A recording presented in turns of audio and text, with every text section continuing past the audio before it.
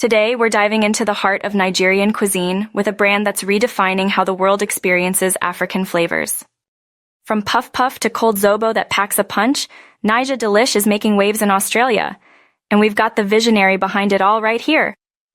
Join us as we chat with Christiana, the CEO of Naija Delish, a culinary pioneer who's blending tradition and innovation to bring the authentic taste of Naija to homes in Australia. Beautiful. So how did you start this amazing business journey of yours? Like, where did it start from, basically? My business name is Naija Delish. Naija from my home country, Yeah. Nigeria. The short form for Nigeria. Okay.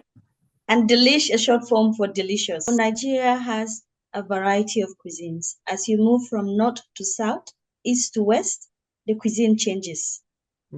But certain foods are known as our national food. And it's good for the world to get to know the varieties of cuisines that we have. It's not fair if they don't get to know it. I'm putting my own quota there to make it known. I found it very difficult to adapt to the food here.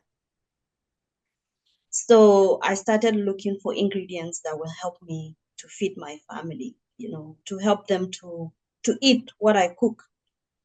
And it was very, very difficult at that time, but through trial and errors, and because I also have cooking skills, so I was able to get the ingredients that suit whatever we have to cook.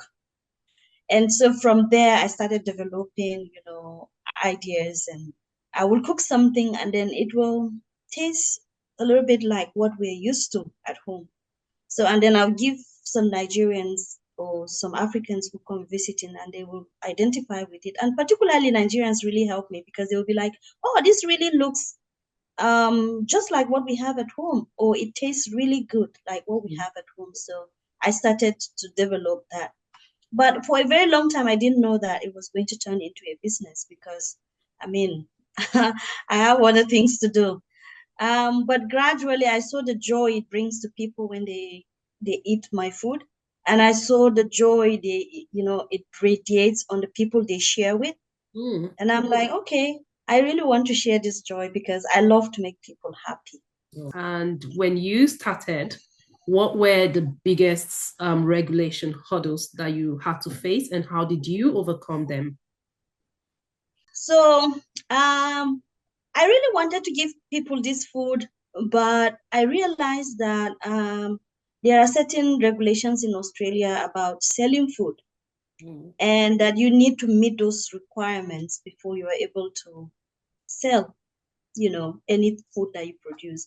And that was a very big challenge for me because I didn't know a lot about how to go about it. Information was a very, very difficult thing for me. I didn't just know how to do it.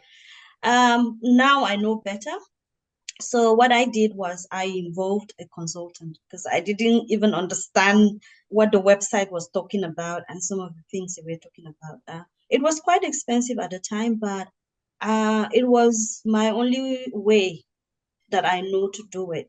So I involved a consultant who was very thorough and detailed and follow up every bits and pieces. I'm a very thorough person, and meeting somebody like that was very helpful because I felt like, yes, I'm getting all the ideas or all the information I need. So she helped me with everything virtually from the beginning to acquiring my license. We are happy families making better food just the way we